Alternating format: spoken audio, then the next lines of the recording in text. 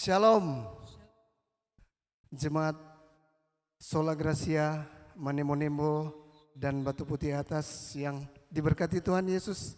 Kita akan mulaikan ibadah kita. Mari kita bangkit berdiri, kita nyanyikan segala puji syukur.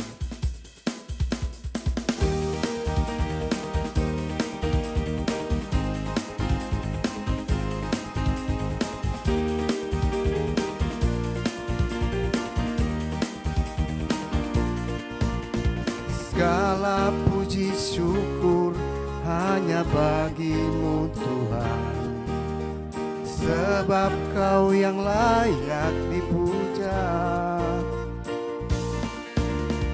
Kami mau bersorak, tinggikan nama-Mu. Haleluya. Soraklah, soraklah, haleluya. Soraklah, haleluya. Haleluya. Soraklah, haleluya. Soraklah, haleluya. Haleluya.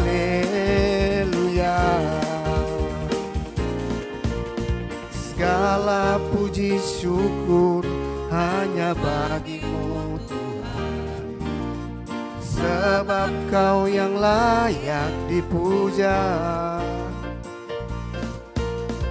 Kami mau bersorak, tinggikan nama-Mu.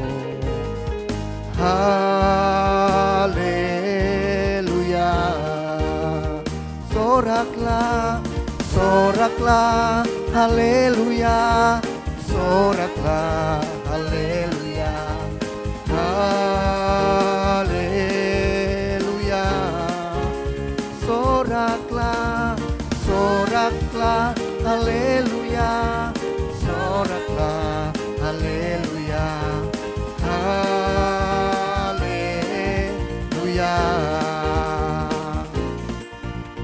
Di hadapan kemekahan-Mu ku datang menyembah-Mu, membawa hatiku, membawa hidupku. Ku teringat kasih setia-Mu di dalam setiap langkahku. Sungguh Engkau baik di dalam hidupku.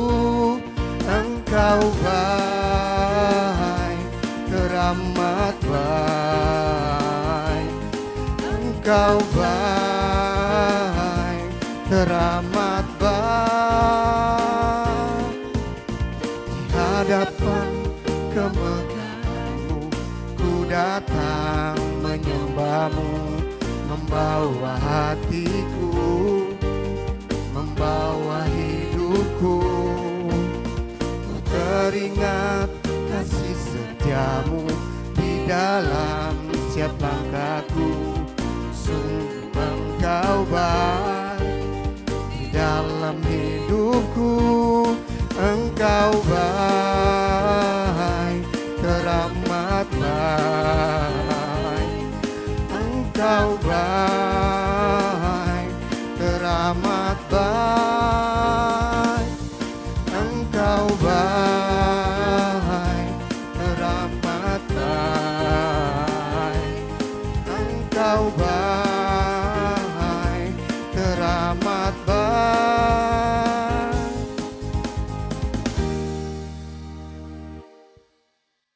Kita akan mendengarkan firman Tuhan. Mari kita lebih dalam lagi datang kepada Tuhan Yesus.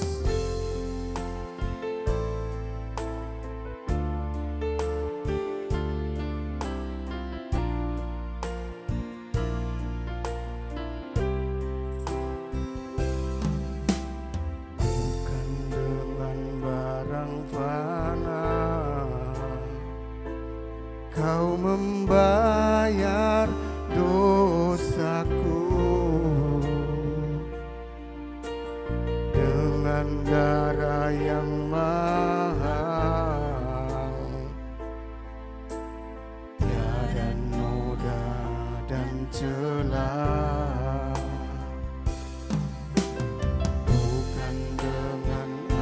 emas perak, Kau menebus diriku oleh segenap kasih dan pengorbananmu. Ku telah mati dan tinggalkan cara hidupku yang semuanya sia-sia, tak berarti lagi hidup ini.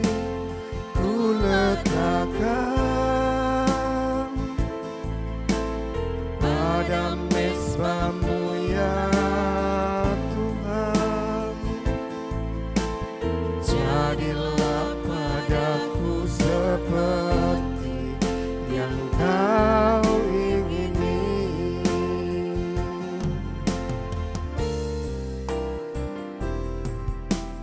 Bukan dengan barang fana Kau membayar dosaku, dengan darah yang mahal, tiada noda dan celah. Bukan dengan emas perak Kau menebus diriku oleh segenap kasih dan pengorbananmu. Ku telah mati dan tinggalkan cara hidupku yang lama. Semuanya sia-sia dan tak berarti lagi hidup ini. Ku letakkan pada mezbamu ya Tuhan. Jadilah padaku seperti yang Kau ingini. Ku telah mati dan tinggalkan cara hidupku yang lama. Semuanya sia-sia dan tak berarti lagi hidup ini. Ku letakkan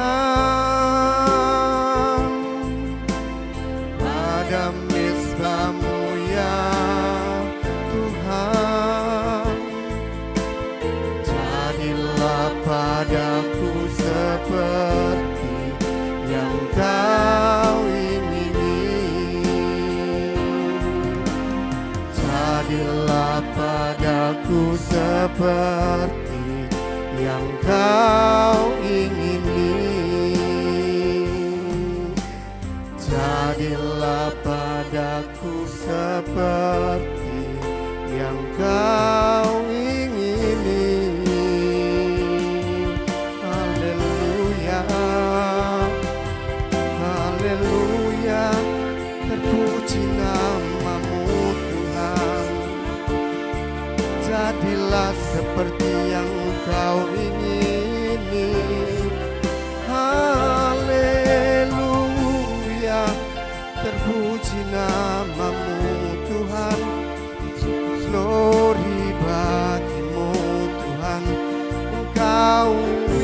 layak dipuji, Engkau yang layak disembah.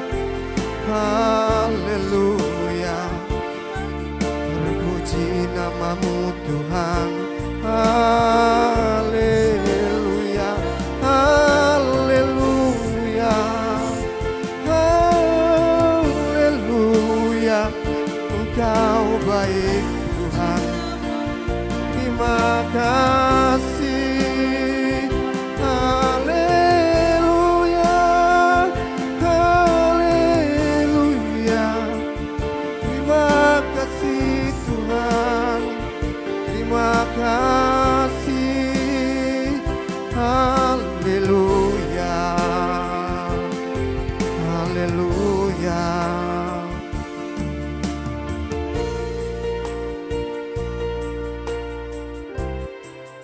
Ku telah mati dan tinggalkan cara hidupku yang lama. Semuanya sia-sia dan tak berarti lagi. Hidup ini ku letakkan pada mezbah-Mu ya Tuhan. Jadilah padaku seperti yang Kau ingini. Jadilah padaku seperti yang Kau ingini.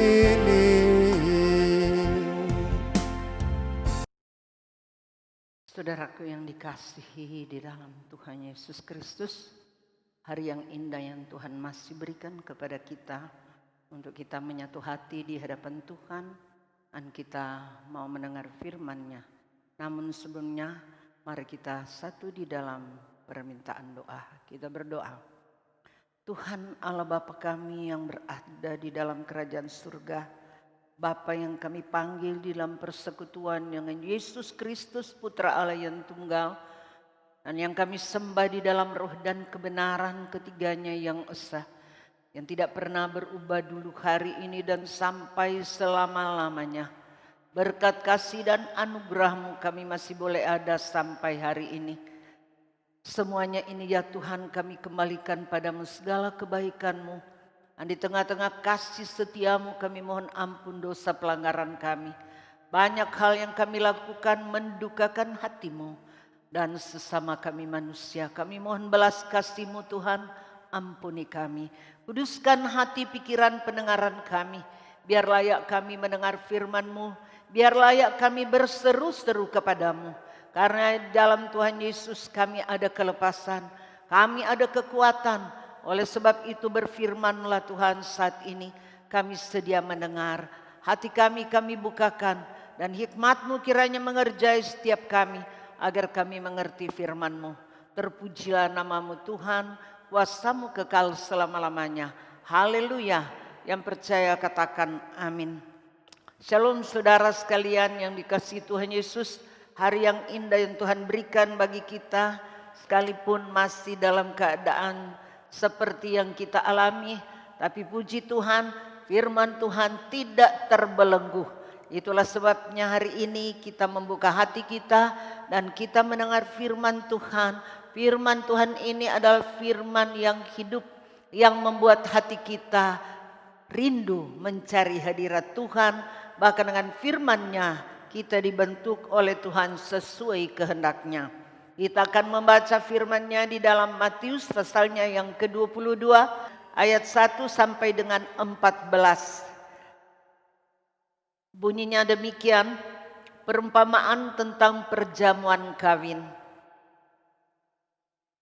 Lalu Yesus berbicara pula dalam perumpamaan kepada mereka, hal kerajaan sorga seumpama seorang raja yang mengadakan perjamuan kawin untuk anaknya. Ia menyuruh hamba-hambanya memanggil orang-orang yang telah diundang ke perjamuan kawin itu, tetapi orang-orang itu tidak mau datang. Ia menyuruh pula hamba-hamba lain, pesannya, katakanlah kepada orang-orang yang diundang itu, sesungguhnya hidangan telah kusediakan, lembu-lembu jantan dan ternak piaraanku telah disembelih, semuanya telah tersedia, datanglah ke perjamuan kawin ini. Tetapi orang-orang yang diundang itu tidak mengindahkannya. Ada yang pergi ke ladang, ada yang pergi mengurus usahanya, dan yang lain menangkap hamba-hambanya itu, menyiksanya dan membunuhnya. Maka murkalah raja itu, lalu menyuruh pasukannya ke sana untuk membinasakan pembunuh-pembunuh itu dan membakar kota mereka. Sudah itu ia berkata kepada hamba-hambanya, perjamuan kawin telah tersedia, tetapi orang-orang yang diundang tadi tidak layak untuk itu. Sebab itu pergilah ke persimpangan-persimpangan jalan dan undanglah setiap orang yang kamu jumpai di sana ke perjamuan kawin itu. Maka pergilah hamba-hamba itu dan mereka mengumpulkan semua orang yang dijumpainya di jalan-jalan, orang-orang jahat dan orang-orang baik, sehingga penuhlah ruangan perjamuan kawin itu dengan tamu. Ketika raja masuk untuk bertemu dengan tamu-tamu itu, ia melihat seorang yang tidak berpakaian pesta. Ia berkata kepadanya, hai saudara, bagaimana engkau masuk kemari dengan tidak mengenakan pakaian pesta? Tetapi orang itu diam saja. Lalu kata raja itu kepada hamba-hambanya, ikatlah kaki dan tangannya dan campakkanlah orang itu ke dalam kegelapan yang paling gelap. Di sanalah akan terdapat ratap dan kertak gigi. Sebab banyak yang dipanggil, tapi sedikit yang dipilih. Puji nama Tuhan, saudaraku yang dikasihi Tuhan. Kalau pada saat ini kita boleh diperdengarkan atau membaca firman Tuhan tentang bagaimana Yesus itu mengumpamakan tentang kerajaan Allah itu. Luar biasa. Sepertinya pesta ini pesta pakai aturan main. Kita biasanya kalau kita hadir di pesta semau kita. Kita mau hadir boleh, tidak boleh hadir boleh juga. Tuan pesta tidak mengatakan apa-apa. Tetapi ini pesta ini, tuan pesta berkuasa di dalamnya. Luar biasa, bajunya harus pakai baju yang menyenangkan tuan pesta. Dan pakai aturannya. Dipaksa. Kalau boleh hadir, hadir, aku beri kamu undangan. Saudara tahu undangan pesta perjamuan ini adalah pesta perjamuan anak domba Allah, yaitu Tuhan Yesus. Kita setiap saat diberi undangan oleh Tuhan lewat firman hidup yang diberitahukan oleh hamba-hamba Tuhan di seluruh dunia, khususnya kita yang menghadap Tuhan pada saat ini. Kita diundang, bukan tidak diundang. Mari datang di perjamuan pesta anak domba, karena semua makanan ternak piaraan disembelih, tinggal siap makan. Tapi heran, banyak orang berdalih, banyak orang tidak mau datang di pesta perjamuan ini. Banyak orang menolak. Bisa saja di zaman sekarang ini masih banyak orang yang tidak mau, bahkan menolak akan kehadirannya di perjamuan pesta anak domba ini. Sekalipun firman Tuhan diberitakan, mereka tetap menolak. Tapi Tuhan, ini tuan pesta ini adalah Tuhan sendiri. Tidak pernah habis akal. Dia bilang kalau mereka yang menolak itu tidak mau, masih ada jalan satu-satunya. Panggil mereka yang ada di persimpangan jalan. Siapakah mereka itu? Dikatakan di dalam firman Tuhan adalah orang-orang jahat. Orang-orang yang tidak layak. Artinya orang-orang yang berdosa. Semua itu mereka hanya temui di pinggir jalan. Orang-orang yang mondar-mandir. Jadi yang hadir situ ada orang jahat, ada orang baik juga. Baik tapi benar. Karena belum tentu ada orang kelihatannya baik, tapi hatinya tidak benar. Nah, jadi ini penuh. Ruangan pesta itu penuh. Penuh dengan hadirnya orang-orang yang tidak layak ini. Orang jahat dan orang baik. Luar biasa pesta ini. Tetapi pesta harus diperiksa orang-orang yang hadir. Dikala kita diundang ke pesta pernikahan hebat, pernikahan apa saja. Tidak pernah tuan pesta memeriksa setiap undangan hadir atau tidak. Pakai baju pesta atau tidak. Kalau nanti sudah mulai makan, tuan pesta jalan. Makan sampai kenyang. Tapi ini, pesta ini tidak. Dia tidak periksa Anda makan atau tidak. Tapi yang dia periksa, jubahmu, pakaian, torang pe baju. Apa berkenan atau tidak? Apakah bagus dalam pemandangan raja atau tidak?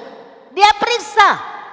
Dan kedapatan saudara sekalian, di pesta itu ada orang yang tidak pakai baju pesta. Saya tidak tahu Anda atau saudara, saya atau saudara, saya tidak tahu. Sedang mari sebelum hari perjamuan itu datang, kita periksa. Periksa kita punya pakaian, apakah berkenan atau tidak. Karena di saat hari perjamuan itu ada pemeriksaan luar biasa. Sama dengan sekarang kita kalau masuk keluar kota di mana saja ada pemeriksaan. Suhu panas dia atau tidak. Apakah dia sudah diterpa oleh COVID, corona atau tidak. Kalau sudah masuk. Luar biasa ini. Tuhan tidak cuma itu. Tuhan lebih hebat. Dia temui orang yang tidak pakai baju ini. Dia katakan, kenapa engkau tidak pakai baju pesta? Orang itu diam saja. Yang herannya dia menerobos sampai di sana. Padahal ada aturan main. Tapi ini orang ini masuk diam-diam. Jangan mungkin di dalam hati kita.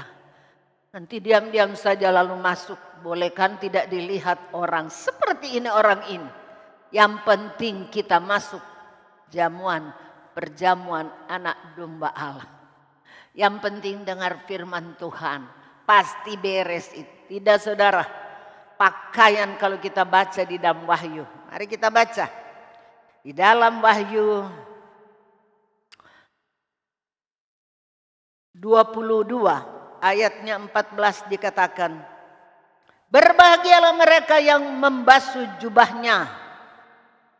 Mereka akan memperoleh hak atas pohon-pohon kehidupan. Dan masuk melalui pintu gerbang dalam kota itu. Berbahagia orang yang membasuh bajunya, jubahnya. Kalau kita membasuh jubah kebenaran, tidak perlu pakai rinso, deterjen, enggak. Pakai firman Allah. Baju kita itu menyangkut kelakuan sikap tindak kita terhadap manusia dan terhadap Tuhan. Baju itu bukan baju biasa-biasa, tidak. Yang kita akan perhadapkan kepada Tuhan di dalam meja perjamuan itu adalah baju rohani kita. Apakah kita membasuhnya? Apakah kita merubah? Apakah kita ada pertobatan? Apakah kita melakukan perkataan yang benar? Pikiran-pikiran yang benar di hadapan Tuhan? Menyukakan hati Tuhan atau menyukakan hati kita? Ini, saudara, ini penting bicara jubah. Kita harus bersihkan mulai sekarang ini. Tukang iri hati, jangan. Tidak boleh lihat orang lain. Baik dalam pekerjaan Tuhan, baik dalam pergaulan apa saja. Iri hati itu dihilangkan. Diganti dengan sukacita. Dengan kerendahan hati. Iri hati, cemburu, sangat Tuhan tidak berkenan. Itu jubah yang kotor. Kita harus ganti dengan apa saudara? dengan jubah yang bersih, penuh damai sejahtera. Kalau engkau melihat orang lain lebih tinggi derajatnya dari Anda, jangan engkau berkata kalau boleh kita sama dengan dia dengan cara yang lain. Tidak, saudara. Sebagaimana engkau ada, seperti itulah yang Tuhan mau. Jangan engkau merubah dengan caramu yang menyakiti Tuhan dan orang lain. Itu jubah. Makanya waktu lalu saya katakan jubah itu harus dipakai. Jangan engkau ganti-ganti jubah. Ada jubah berhala, ada jubah sombong, jubah kebenaran yang setinggal di rumah. Tapi sebenarnya jubah kebenaran itu yang kau pakai menjadi alat Tuhan untuk kau menyaksikan kebenaran Tuhan kepada orang lain. Itu yang Tuhan berkenan. Kalau engkau pakai jubah kebenaran, tidak diragukan oleh siapapun. Dan Tuhan senang lihat Anda. Bukan hanya manusia, hebat ini orang. Karena jubah Tuhan ada di dalamnya. Hikmat Tuhan ada di dalam jubah kebenaran. Kalau jubah kotor tidak ada hikmat Allah. Tidak. Hanya jubah yang bersih, yang dibersihkan di dalam ayatnya Wahyu berapa tuh? Wahyu 8, Wahyu 7 di sana dikatakan mereka adalah orang-orang yang telah memakai jubah putih yang dibasuh dengan darah anak domba Allah. Tuh, saudara sekalian, berarti sekali darah Yesus itu. Darah anak domba Allah artinya kematiannya. Kita harus dimatikan dengan kehidupan kita yang lama. Kita matikan dan kita minta pembaharuan daripada Tuhan. Itu berkenan. Jangan kita sok-sok jadi pelayan Tuhan. Kita tidak bertobat. Kita dipakai Tuhan. Tapi mabuk boleh. Minum minuman keras. Malah perjamuan kudus, saudara tahu. Mungkin di sana sini tidak, mar di sana-sana ada anggur doran campur dengan cap tikus. Luar biasa ini. Itu jadi ini harus kita menyadari. Hebatnya apalagi dengan masalah sekarang ini. Harusnya kita sadar, bertobat, kesempatan kita ini membasuh jubah kita dengan firman Tuhan. Jangan kalau ada firman Tuhan hari Kamis, hari Minggu ada firman Tuhan, Anda tidak mau mendengar. Oh nanti saja. Tidak, saudara, sekarang saatnya. Mari kita mendengar firman Tuhan. Kita berdoa, kita bersyukur. Sekalipun belum ada waktunya kita bergereja, bergabung bersama. Tetapi firman Tuhan masih tetap diberitakan dengan cara Tuhan. Seperti ini. Mengapa tidak? Kenapa kita mau tolak?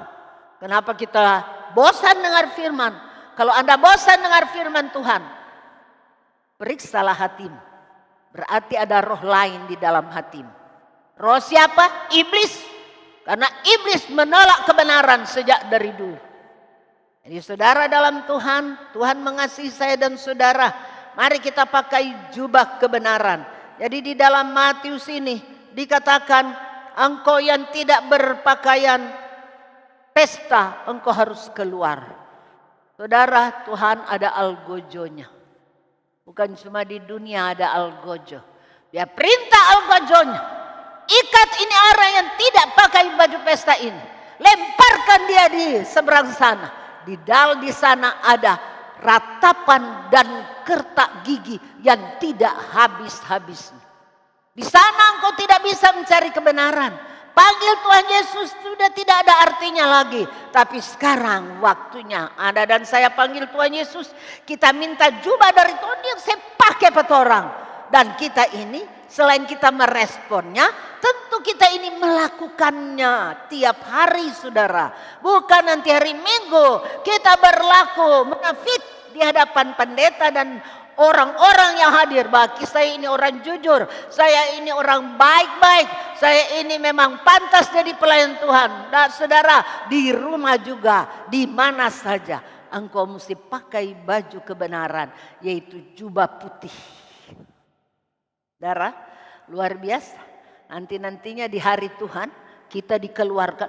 Keluar. Tidak pakai baju putih. Tidak pakai baju pesta. Memang ada peraturan di sorga itu, saudara. Bukan asal rajin bergereja melayani. Kelakuanmu tidak cocok sebagai hamba Tuhan. Apa artinya itu? Orang harus bertobat, saudara. Melayani dunia sekitar kita. Kita bisa jadi contoh. Benar apa yang dia katakan. Benar, itu memang benar. Tapi jangan kita